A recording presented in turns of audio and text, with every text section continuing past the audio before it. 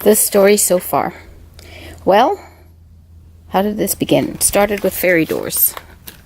And I wanted to make fairy doors, so I did some in clay, and then I cast them in silicone, and then I made a resin version, and this was because of a 6-inch pot life, and I had so many things I was trying to do. I ended up wasting a little, and also I had to smash them in to make them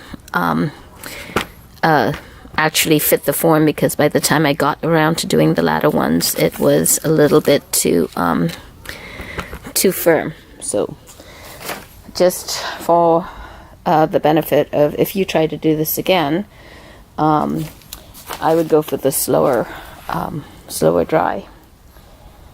I am going to use, I have a little bit of the fast dry silicone left, but I'm going to use it for a specific purpose. I'm not going to use it right now. I'm going to use the slow dry to make a silicone mold of this, which is a project I called Selfies. And the purpose of creating the silicone mold is so that I can create another silicone mold, because I can't cast it in resin, and that's resin on plastic, although I guess I could, but then trying to remove a hard object from a hard object is a little bit more than I'd want to do. So if we have a flexible mold, a flexible silicone mold, then I will be able to remove it more easily. I'm going to use the slow drying mold to do the first one, and then I will use the fast drying mold to do the second one. And the reason is this.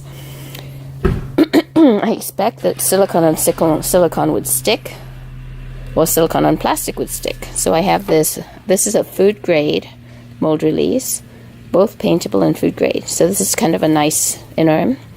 And although this version is to create a stamp, so I can create fabric, let's just say branded fabric, then it's not necessarily needed that it be food grade, but since I do plan on making chocolate molds, then I might as well get the food grade. Long story. Anyway, and so I have a little bit of fast drying and a new box of slower drying. So I'll do the slower drying for the first, using the stoner in between. And then I will take out this and then use the fast drying, put the stoner on, and then use the fast drying to make the rubber stamp mold that we'll use for fabric patterning. Kind of complicated, but I just figure it's got a better chance of a good release if it's faster drying. Maybe, maybe not. And at the same time, we're going to be doing this, which is the food grade. Ooh, sounds like a flat. The food grade version of the silicone. And so this one I'll be able to make chocolates, or if I wanted to make little shaped brownies or some kind of crazy thing like that, I could. I guess there are other things I could do with that. This is Caprice. This is me. This is Linda, and this is Morio. And you know, they've been around the block a bit and moving them back and forth, waiting until I went up to West Hollywood to get the stoner. You know, it's a lot of opportunity for damage to the models, but like, okay, time to experiment now. Great. Okay, so on my last trip up to Reynolds, which is just my second trip, I picked up 2 of these cups. The reason I got 2 was because of the measuring. Last time I was using lids and things like that for measuring, but the cups are really reasonably priced. It's just like 75 cents or something like that each. And then also these little plastic scraper things, they're only like 40 and 50 cents, something like that. So I'm going to cut this open. I think I might need to stir it up. If I do, I will. And then I'm going to pour 10 ounces. The reason I think it's 10 ounces is this.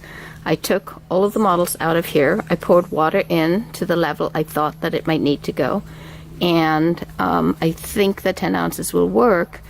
It'll probably be a little higher because I think it went high enough to cover the models, and it didn't account for the displacement of the models, but I don't want to make too little. and I'd rather have a little bit too much because I don't know how it'll work if I have to, you know, do more later. So this is a 10-to-1 mix anyway, so I can make 1 of these and 10 of these, 1 measure of this and 10 measure of these, 1 measure of this, 10 measures of these, and then mix it up and pour it. Okay? I think I said it already, nitrile gloves instead of latex because latex doesn't work.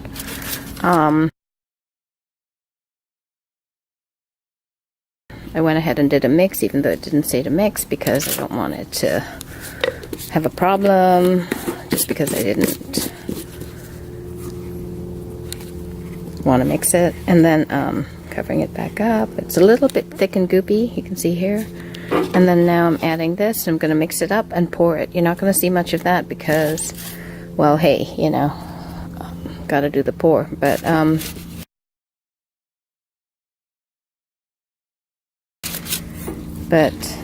I'll show you after I've done pouring it. I'm going to have to worry about the bubbles because I don't have a degasser, a gas degasser or whatever it's called. So there we go. Okay, I knew there was a good likelihood that there'd be bubbles, and because of the thickness of the Soda Clear 18, which is the food grade, there are a lot of bubbles, so I'm hoping that not too many of them are right against the face. And I guess that might affect the mold durability. So we'll see. Let me, I don't know what to do to poke on this. I was wondering if maybe getting a blow dryer to blow something to blow the air in. I don't know. That might be bad.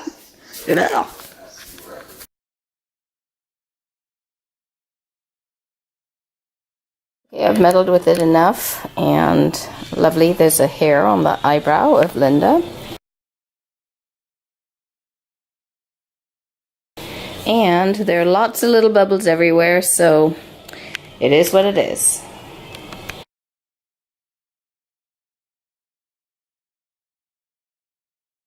Okay, here's a few things about the mold.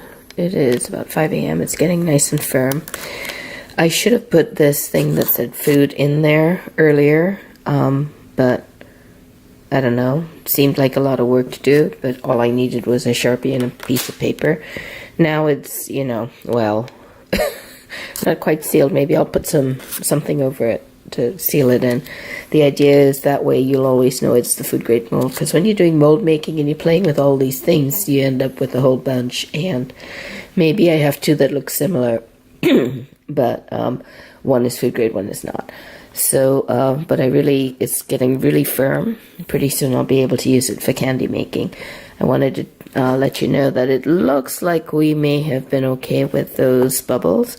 They're still there, but they're pretty tiny, and I don't know, Morio's face looks like he might have a bubble on it. But anyway, it's experimentation. We'll call them warts on the chocolate.